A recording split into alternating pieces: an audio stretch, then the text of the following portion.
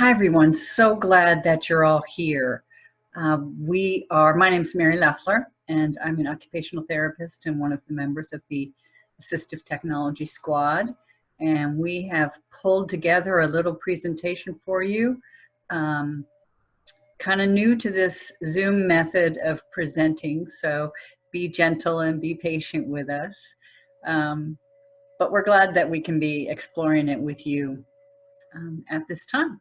So hopefully we'll give you some good tips and a little bit of a background, and I'm ready to roll. Let's do it. Let's talk about supporting our students using assistive technology. So you guys make it work. Lauren Whitlock created this little avatar, kick butt ninja avatar. And it's not an official job title, but you guys really are rock stars and really do have the task of bringing instructional therapeutic activities to our students all day, every day. And everyone relies on you and you make it happen, and we are so grateful that you do. Success criteria for today's presentation is that you learn about and understand that there's an important hierarchy to prompting, and that there are types of prompting that enable a student the most independence, and then there are types of prompting that are maximally dependent and allow the student the least amount of independence. So obviously we want to seek to offer the students the least amount of prompting that they require in order to be successful. We're also going to review some real basics about assistive technology. Hopefully you'll understand that there's a range of assistive technology from low tech to high tech, that communication, it's extremely important that we carry our communication, our voice, with us when we go from place to place in the building, that visual supports are extremely important. And then we'll spend some time talking about how to create adaptations on the fly or in a pinch, because that's often what we need to do when we work with students on a daily basis. Technology integration is not an event. It should be an everyday part of our classroom, like crayons and breathing. I love that. Prompting. So how do we support our students' independence? As I said before, there's a general prompt hierarchy. This hierarchy that I'm showing you right now is different from the AAC prompt hierarchy, which you'll see in the next presentation. And the point of understanding the hierarchy to prompting is to help ensure that we're using the least restrictive level of prompting, the prompting that allows the student to be maximally independent. So it's really important that we pay attention to how we help our students, and that less is often more. Independent is obviously maximally independent, and independent would be basically the teacher gives the direction, maybe the direction is repeated and no additional cues are given. It's important when we give directions that we give our students adequate wait time. Many of our students have delayed processing, and students might need 5 seconds, 10 seconds. I've known students that really don't, that can take as long as 17, 20 seconds before responding, perhaps independently. So give them the wait time. They appreciate it.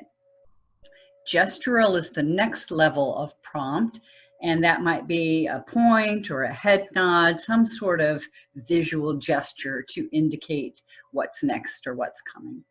Visual supports are the next down the level, but it's also a fairly independent prompt and highly important, especially for our students on the autism spectrum. Things like visual schedules, first then board, task sequences, visual supports, especially if they're laid out in advance, can really support our students' independence. Next down the list, a little more dependent, are verbal prompts. Many of our students, as we've already said, struggle with auditory processing skills. And in fact, are even defensive towards auditory input. So many of our kids benefit from talk less, show more. Modeling, next level down, is basically demonstrating. And you might be demonstrating an entire task for a student. You might be demonstrating an entire task, but then smaller steps of the task along the way. And finally, the most dependent kind of prompt is a physical prompt. Even physical prompts have different levels. And a physical cue might be simply a little touch at the elbow to help initiate a movement. Underhand, hand over hand, or hand, physical guidance, hand underhand rather, is considered more independent than hand over hand. So that's preferred. So what kind of prompt is this? What about if the paraprofessional points to that prompt? What kind of prompt is it then? Right, it's a visual prompt, and if the parapro points to this prompt, it's then a gestural and a visual prompt. Let's see if I can move this guy out of the way. Maybe it's better up there. How about that? Let's see. Oh. So here's a little activity. After reviewing a story together, Ginger was asked to complete a 3-sentence worksheet. So just in your head, put these in order of most dependent down to the most independent prompt. So the prompt that gives the student the least independence, put that at the top, and then work your way down to the prompt that gives the student the most independence. I'll give you a second.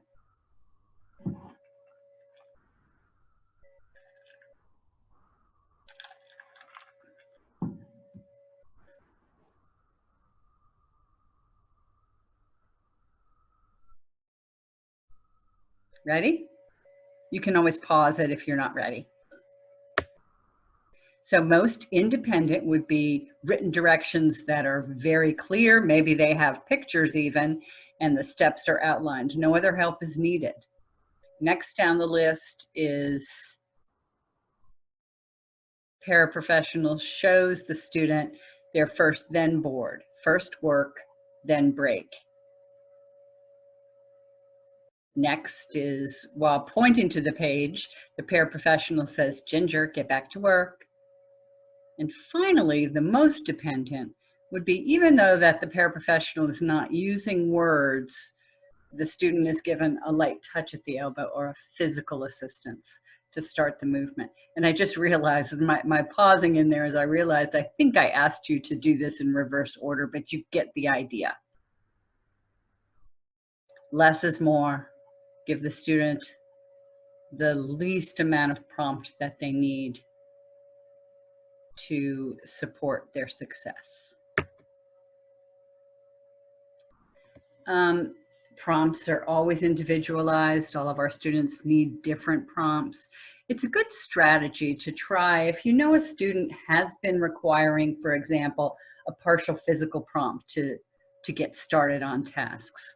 Try 2 or 3 prompts higher level than that at first. So if they're requiring a partial physical, try giving them a visual, maybe paired with a verbal. Give them adequate wait time. If that, after adequate wait time, doesn't result in initiation of task and some success, model. Then if that doesn't result in execution of the task, step down to the partial physical.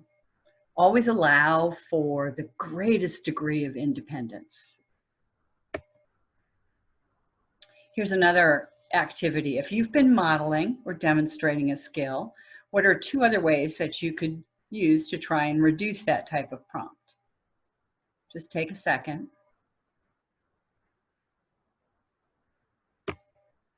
First, you could wait and see how much the student can do by themselves. Presume that competence, presume that independence might work for them. If that doesn't work, you could try maybe giving a picture prompt And if that doesn't work, maybe pair that picture prompt with a verbal prompt. So just some basics about AT tools and strategies to support students. So assistive technology is any tool or device that helps a student remediate a difficulty and perform better in the classroom, function better in the classroom. It acts like a bridge to help support that difficulty. And assistive technology can help a student maintain, increase, or improve their functional capabilities. Bottom line is it builds independence. Universal Design for Learning is a framework that most of us, or many of us, the philosophy is that we respond to a variety of different tools for learning. UDL suggests that teachers plan, when they're planning their lessons, plan for multiple means of engagement or ways that a student might get motivated, multiple means of representation or ways that they show the material. And finally, multiple means of expression, giving the student different ways that they might show what they know. It's like assistive technology is like a ramp that's added onto a building that's already been built. Whereas universal design for learning is like a building designed with the ramp integrated into it. I hope that makes sense. So even though UDL and technology are really commonplace these days, many of our students will still need assistive technology. And as they grow, as they develop, their needs change. As they change schools, as they change grades. Johnny in 5th grade might be using very different assistive technology than Johnny in 8th grade is using. Students evolve and demands change. Types of assistive technology include seating, positioning, AAC, reading supports, visual supports, writing supports. Technology can range from low tech to high tech. Low tech is often best. Low tech devices can be readily found on a shelf. Nothing fancy about them. They can be made, they can be purchased, everyday materials. They don't break, they're easy to use. And even if a student uses a high-tech device for something, we should always be using low-tech backups. Most of our students that use assistive technology use low-tech. Most of our students that use high-tech assistive technology also use many low-tech tools. High-tech tools are usually extremely specialized and may have a computer chip. Something like a tablet is most commonly the high-tech tools being used in schools today. But a fancy specialized positioning chair might also be considered kind of a higher tech device, even though it doesn't have a computer chip. Why are visual supports so important? Research shows, the evidence shows that they're extremely important, especially for our students with an autism spectrum disorder.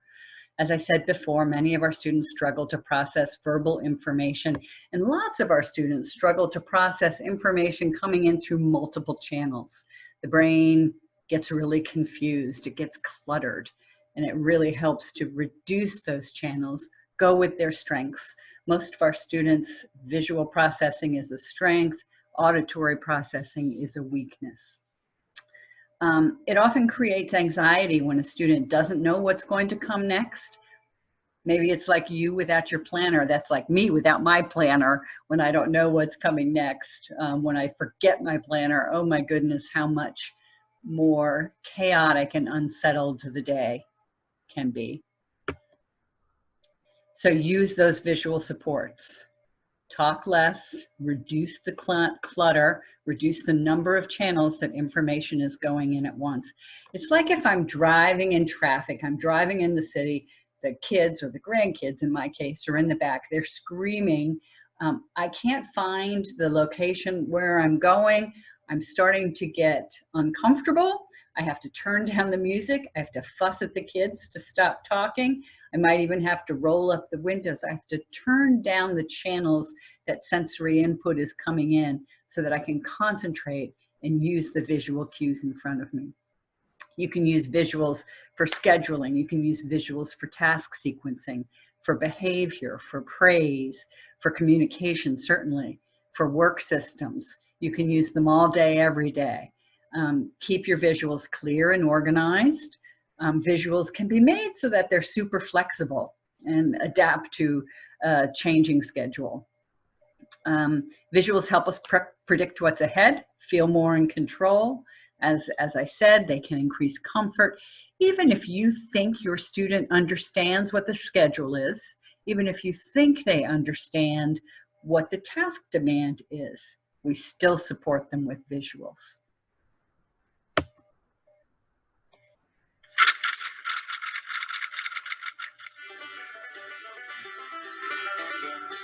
We use visuals every day.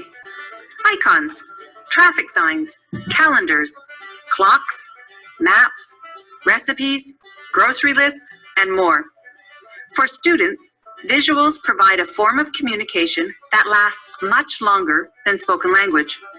Examples include visual schedules, time timers, scripted routines, checklists, and visual reminders. Visuals literally help your students see what you mean.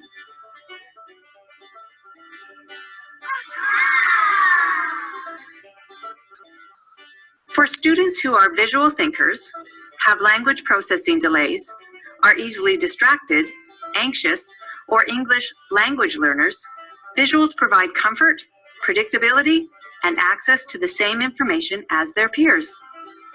People often think it is helpful to repeat instructions and provide verbal prompts, but more words can simply mean more language to process. Imagine getting to a vending machine and the visuals have been removed. Don't worry, Vinny will tell you everything you need to know. Nachos, chips, cookies, Smarties, M&Ms, coffee, crisp, Babe Ruth. What if the visuals on your phone were removed and replaced with someone to remind you of everything verbally? Facebook, Instagram, Twitter, email, weather, calendar. Oh, you have one appointment today. Suppose we removed all visuals from your recipe book. Fortunately, we have your mother-in-law on standby. Ground beef, onion, and oil in a frying pan. Stir to break up the meat as it browns. We all need visuals in our life. Using more visuals throughout the day will help all students. Visuals encourage independence and inclusion. They reduce anxiety and frustration. They support self-regulation and universal design for learning. Visuals, a simple, convenient alternative to repeating yourself all day.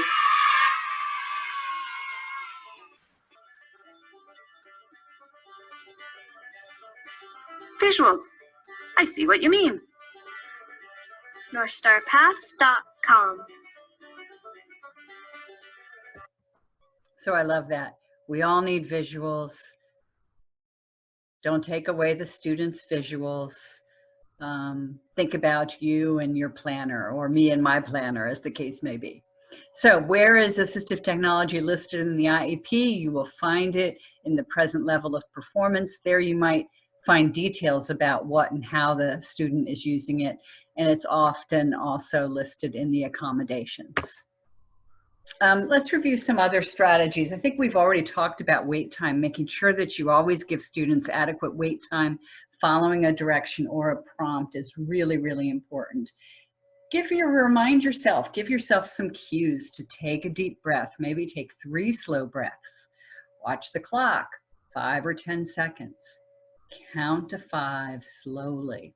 Give them adequate wait time. Extended time. Sometimes our students need time to formulate their response. You might want to even ask their teacher to give the students questions ahead of time so they can take that time to come up with a response. Maybe a student would benefit from a sign instead of feeling embarrassment or feeling as if they're being called out.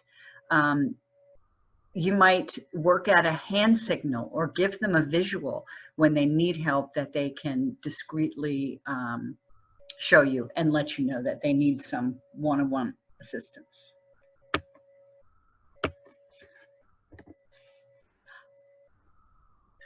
In 1930, the Republican-controlled House of Representatives, in an effort to alleviate the effects of the, anyone? Anyone? The Great Depression passed the, anyone? Anyone? The tariff bill, the Hawley-Smoot Tariff Act, which anyone raised or lowered? Raised tariffs in an effort to collect more revenue for the federal government.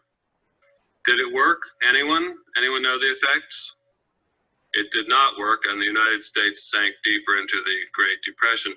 Today, we have a similar debate over this. Anyone know what this is, class? Anyone? Anyone? Anyone seen this before? The Laffer curve. Anyone know what this says? It says that at this point on the revenue curve, you will get exactly the same amount of revenue as at this point. This is very controversial. Does anyone know what Vice President Bush called this in 1980? Anyone? Something DOO economics, voodoo economics. So I think we can thank Becky for that cultural reference, which I'm ashamed to admit I'm too old to get. I bet you know what movie that came from, but don't get caught in the trap. Give adequate wait time. Remember to pause, take a deep breath, count to 5, count to 10, presume competence. Just give your students some more time before you repeat a prompt. Jennifer Dickerson, her beautiful face there, I'm going to get myself out of the way, is going to share with you next. Thanks for being with us today, and bye.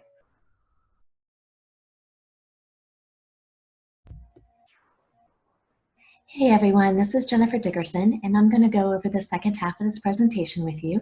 Fortunately, I've had the opportunity to work with many of you all in the schools, and I am very excited as some of the tidbits that we will share are ideas that I've gotten from you. And hopefully we will continue to share ideas and continue to brainstorm and think outside the box. So anyway, if you've not taken Lauren Whitlock's communication webinar, please do so. She is simply amazing. And every time I listen to one of her webinars, I am able to glean new information and new ideas that I can use the next day. So please make sure you go and check that out. We're going to start with a few communication reminders. Every student has the right to communicate, to stand up, to have a voice, to feel valued, and their communication needs to be available at all times, whether it's their device or a low-tech backup device. Every student has the right to interact, request, refuse, even though sometimes it makes it really hard on us, make choices, express feelings, and more. It's our responsibility to let them refuse, acknowledge their refusal, accept their refusal, and work with them to find a way for them to be successful. One of the things that works in several of the schools that I've been in is to have this little visual or some type of sign up at the door, and your room may have 2 doors that you come and go through, so you may need 2 signs. But this reminder is inevitably, it's actually for the student. We would like the student to get their AAC device or other tools before leaving the classroom, to take what they need with them and to be responsible for their own voice. In this process, though, this visual will definitely help us as adults as we have our minds on several different things and coming and going. But as we're working with the students and teaching them to take responsibility, this is a great visual for us as well too. Always be prepared and think about places where you might be able to keep an extra core board. At art or lunch, where things tend to get a little bit messy, you may want to laminate a copy of the board. Or you may want to put it in a plastic sleeve. Some situations, there may be key phrases and words that you know that you're going to need with you, and there's a chance that you may be in a situation without the student's device. Putting them on a key ring around your lanyard is a good way to do that and to have that available on the fly. Also, I love it when I go through the schools and I see extra core boards.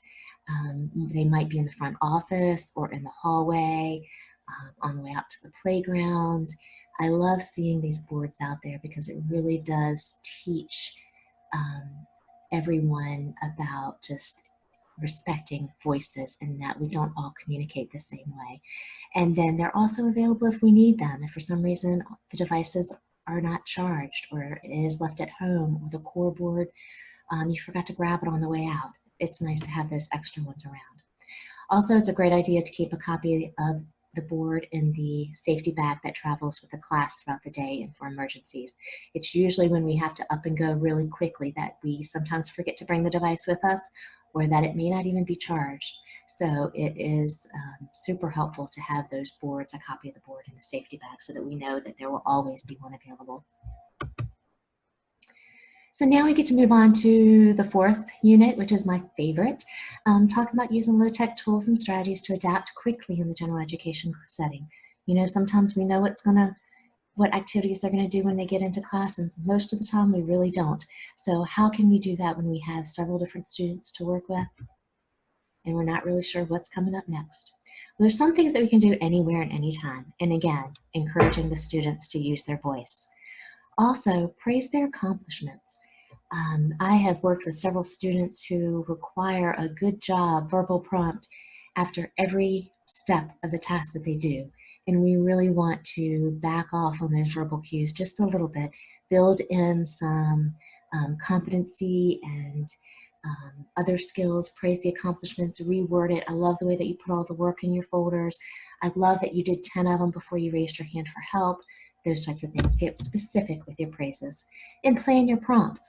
Sometimes when you're going into the general education classroom, you may have more than one student. Most of the time, we do. It's not bad for them to have some wait time, for you to be working with one student, trying to get them set up, and you tell them, you know, just try your best. Presume confidence. It's incredible sometimes to turn away for a minute and you turn back around and you may surprise yourself at something that you didn't think that they could do, or another way to do things. And I love to be surprised in those moments. So giving wait time and giving them a chance to try on their own is a great strategy, and also use the least restrictive prompt. Be ready to adapt. These are the things that you will hopefully find helpful as you go from classroom to classroom: art, lunch, general education, special education classes. These 5 things: providing choices, step-by-steps and visuals, backward chaining, peer partnering, and being a detective. Providing choices and visuals, we have some excellent examples we're going to run through. We also have an example of peer partnering, and we're going to definitely be talking about being a detective, because that's what it's about. Backward chaining is something that you may or may not know the terminology for, but I have a feeling that you do it anyway. This is when a certain task has 7 steps to it maybe, and you help the student do the first through 6th step. And the 7th step, finishing that task, is something that you have them do. And by finishing that 7th step, you give them that sense of accomplishment, something to be proud of. So the backward chaining piece of that is, the next time, or the next week, or the next month, you can do the steps 1 through 5. Teach them how to do step 6. So eventually they can complete steps 6 and 7 completely by themselves. And again, have that sense of accomplishment. That's called backward chaining. And I know that many of you do that already. You just didn't know that it had a name. There's also a few must-haves that you should have in your toolbox. In this toolbox, it could just be making sure that it's available to you in the classes that you go in. These are things that are commonly in the different classrooms. But it's not a bad idea to have your own pencil box that you carry with you, or that the student puts in their backpack. And these are things that you will always have with you, and it can make a big difference when you're trying to adapt on the fly. Okay, the first one is showing what you know and giving choices. So it could be as simple as asking, okay, what did we talk about today in language arts? Did we talk about Shakespeare or soccer? You don't have to be an artist. Your student doesn't even need to read. It could be a book or a ball. What did we talk about? Was it a fish or was it a cat? Really simple ways, and that's just with either Post-its or scrap paper. It could even be, which is a plant, and drawing out 2 very, very simplistic designs and giving the student a choice. It could also be a math worksheet where you are giving the Post-it notes, or you can use labels and have those as a bank off to the side, and you can provide the student with a choice of 2, or you can provide them with a choice from a field of 6. It just depends on your student and what they need. But by giving them choices, you may give them a higher rate of success and feeling good and work on those individual strategies. And don't forget to talk about the emotional piece of things. How does the main character feel? Simple smiley face, sad face, mad face, and then checking in during the day and how is the student feeling? This is an example from a 4th grade art class that I went to. And the 4th grade art classes can be a little bit complicated. They get into some higher level types of activities. And for this one, they were creating a black ink radial print. The first thing they did is they folded a piece of paper and tissue paper and they tie-dyed it. And that was done with a dropper, a little ink dropper, and that was pretty easy. But then it came to the second day that we worked on it, and they had to create a quarter or a fourth of a piece of paper, like a little block square that would be used to make a quarter of a radial design. And they could use a lot of different lines and symmetrical patterns and designs and whatever they wanted to do. That would be then carved into a tray that they would then use black ink and roll over and create 4 copies to create this radial print. So for this, my student does not participate a lot with her hands. Hand use is kind of fleeting, and so to get her to do the design, it was going to be quite the jump. So we broke this down a little bit, and this is an example of choices as well as peer partnering. Right before we did this video, we actually had a paraprofessional was holding up 2 choices, and she was not having it. As soon as the peer kind of came over and presented the 2 choices, it was just so neat to see the interaction and the way that she related to him, and it really reminds us that our students need to connect with their peers. So take a look and see what you think.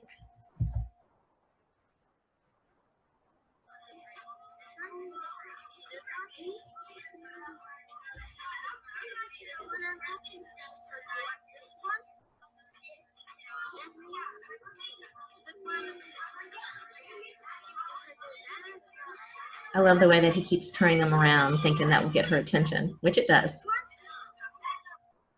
Okay, so as you can see, it was a choice of 2. She did select it. I think initially he was going for what she was looking at and using eye gaze, but he knows that we have been working with her on reaching and selecting choices. So then at that point, the paraprofessional then took the design that she wanted and started to copy it onto the square to create her design. So she was no longer just a passive participant of this art activity, but she was actually participating in creating her design. And the only thing that was needed there was an extra scrap piece of paper and maybe a marker. Other low-tech choice samples, we talked about having additional choice boards for communication in the lunchroom.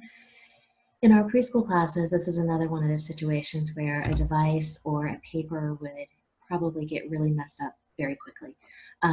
So this is a choice board that can be used on a placemat in the classroom and has some generic choices around the perimeter of it so the child's plate's not covering up the pictures. And then on the right is an eye gaze board. This can also be used when you're presenting a student with choices. However, this is helpful when a student may only be using their eyes to select the choice. So these pictures are 2-sided and spaced out far enough that the adult on the other side, that would be sitting on the other side, could see what pictures the student was looking at. And again, this is a choice of 8, but you could just have a choice of 2, one on one side, one on the other side, or a choice of 4, top, bottom sides. We can use Post-it notes and little stickers to help with focus and attention. On the square, the picture up to the top left, this is where we put a yellow sticker on the space bar and an orange sticker on the enter key. and a little colored sticker on the period. And this can be used when a student is typing from a written copy, or maybe they've dictated a couple sentences and they're now putting it in the computer. The teacher can use a highlighter to put a little highlighter mark where a space needs to be interjected between two words. So those color codes will feed off each other and help the student learn about spacing, returns, and periods and what's needed. The bottom left is where you have a student that is learning to type their name, and you can just have it so the letter of their name is identified in the window, and that's the simplest way to do this. However, if you want to make it a little bit more challenging, you can cut a window so where there's 2 keys that are showing, and they have to discriminate between which key is it that is in their name. You could have a choice of 4 keys or 5 keys or half the keyboard, but you're just minimizing the field that they need to pick from. The picture in the middle, again, you can put stickers just on the letters of their name to bring focus and attention to those keys. You can also use that same cutout idea with, again, construction paper, folders, recycles, Post-its, index cards, anything like that. You can create a little reading frame that helps students keep their place when they're reading, and or to help contain their writing when they're learning how to write their names appropriately in a small given area, or to work on getting that handwriting down into a little bit smaller of a framework. The bottom, again, is just when we're working with our students to teach them different vocabulary on their communication device. You can also use something similar to cutting out the middle to help with the focus and attention and learning of new skills. Okay, so now I hope I have your juices flowing a little bit, and I'm going to give you a challenge. This is a real challenge. This is a situation in which the aide and I went into a first grade classroom, and there were 4 students that we were working with. And all 4 students needed different modifications for this worksheet. What kinds of ways can you modify this activity? Think about the students on your caseload or that you work with, what they may need. I know this is simple. This is like first grade kind of work. But anyway, how many different ways can you adapt this activity? Let's just take a couple minutes to brainstorm.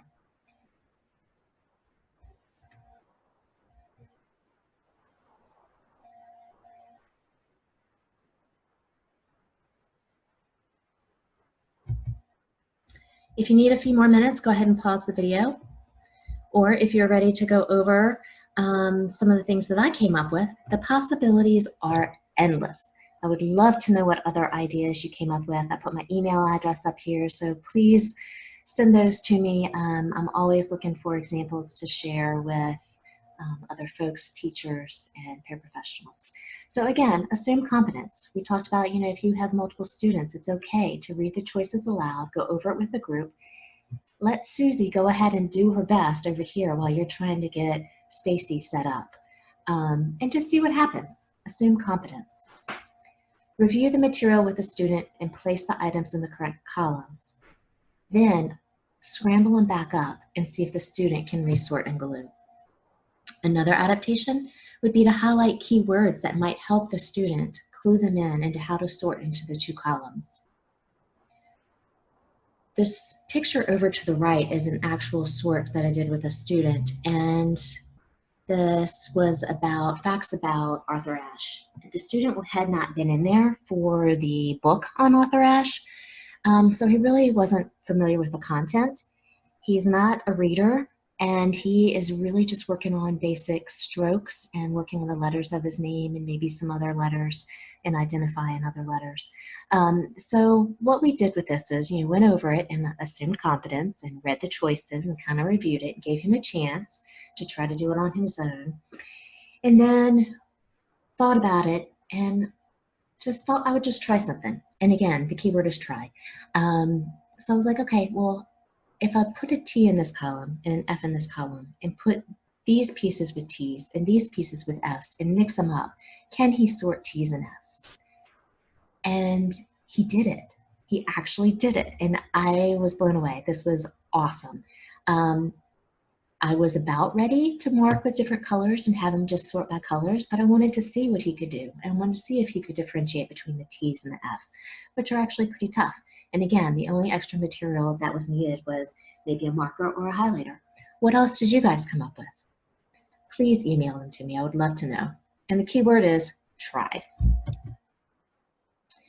Some other ways that you can use Post-it notes. You can sort out characters, settings, problems.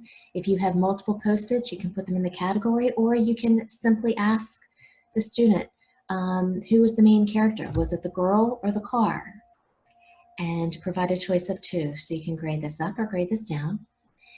Use Post-it notes and visuals to teach regrouping, which I don't even know if they call that anymore, but you get the gist of using the colors and the Post-its to demonstrate concepts.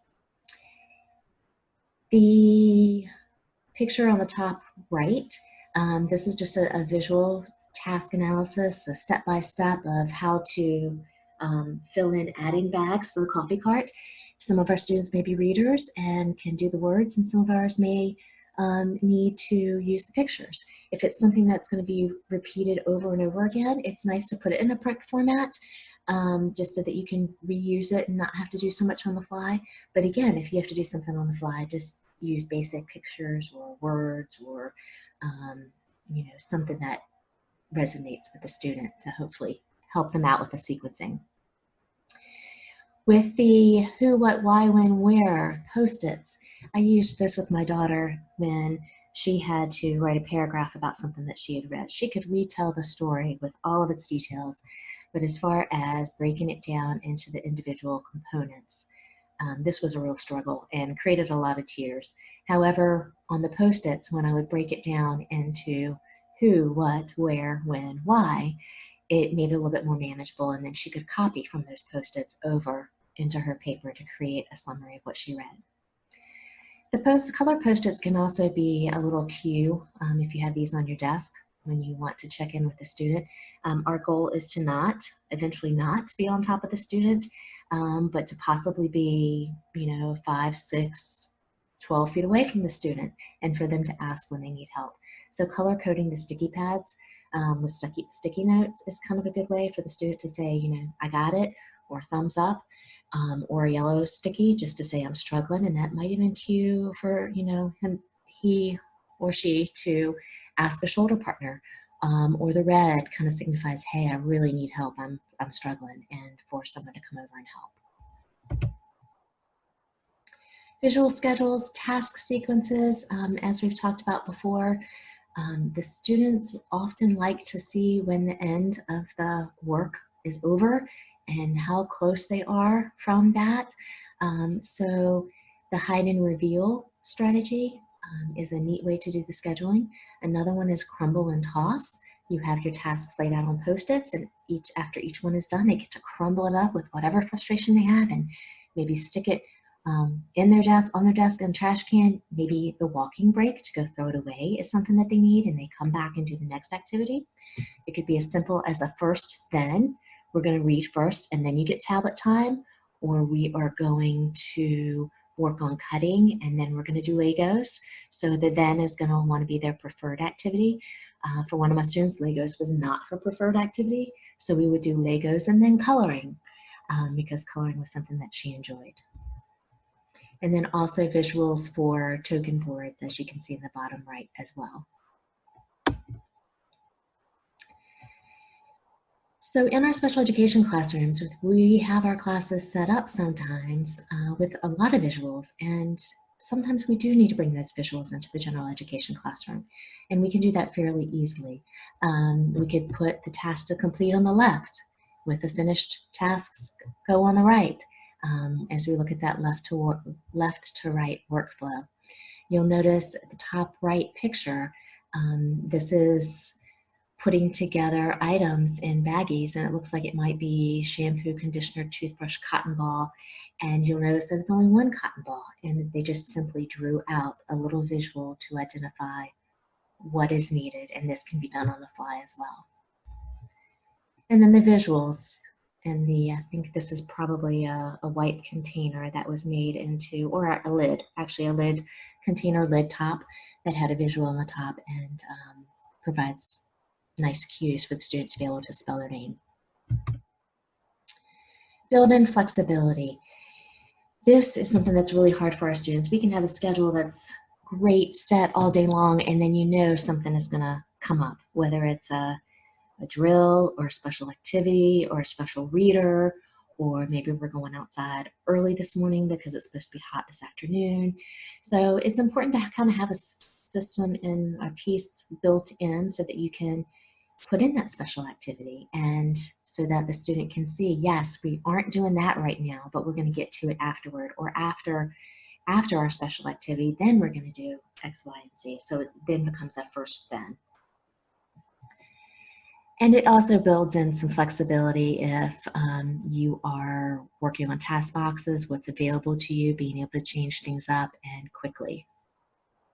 So the picture on the right, the student's going to do the purple circle task box first, the green circle task box second. So it's an easy way to put up a schedule and to pick boxes that they can do, or folders. Preparing for transition, many of you all do a great job with this already. There's so many different ways to do this. Visual countdowns, you can count down, you can count up. Visual timers, color codes, even with more visuals, you'll see that visual countdown on the bottom left that steps it out even a little bit more to give the student warning that there's a transition about to occur. As Lauren Whitlock talks about, open questions really are best for communication. It gives the student the most opportunity to say whatever it is that's on their mind. But sometimes on the fly, yes, no makes sense. So it's important that no matter what student you work with, that you know or have a sense of how they can communicate yes and no to you. Whether it's an eye gaze, an eye gaze up to the left, or a grimace for no, or they may be able to make a choice between two with their eyes or their hands. But it's always important to have a yes or a no in your back pocket and to be able to understand and communicate with your students. Another great resource for adapting on the fly, and we're not going to get into this specifically, but in the bottom right is a tutorial for Bidsboard. If you have access to an instructional iPad from SPED, Bidsboard is already loaded on there, and it is a quick way to take concepts from, say, a secondary science class or language arts class or history class and create, by just creating one list of vocabulary and definitions, this program will set out about 5 to 8 other activities that can build off of that, just with the one list. So it is a great way to help fill in some of that time, extra time that's in those classes, or when the students are working on something that isn't relevant to what your student has been in there for, or if there's a change in the schedule. It's definitely a resource that can be used on the fly. We would love to come out and work with teams and train teams on how to set up the boards, and so definitely reach out to us. We would love to come out and do small trainings and follow-ups and whatnot to show you guys about this app. So what else can you think of to adapt on the fly? What if a class topic is World War II, or facts about Virginia, book reviews, or they're working on a task like sorting supplies for a job site? Think about a situation that you may have had in the past where you ended up doing the work for the student. How could you have done it differently? What could you have tried? And it's super important to collaborate with your teachers in advance when you can, so that everyone's prepared, but we know that that's most often not the case. Many times we will need to try on the fly, or we can take that little nugget of problem and we can bring it back to the team to say, you know what, we do a lot of this in class. How can we adapt this for Josie? So it's definitely about the collaboration and the teamwork. Thanks for being a bright spot for your students and for us working with you. And thank you for learning with us on the fly. Please stay in touch. Please shoot us your ideas, reach out for additional training. And thank you for hanging in there with us, and hope you all have a great summer. Thanks.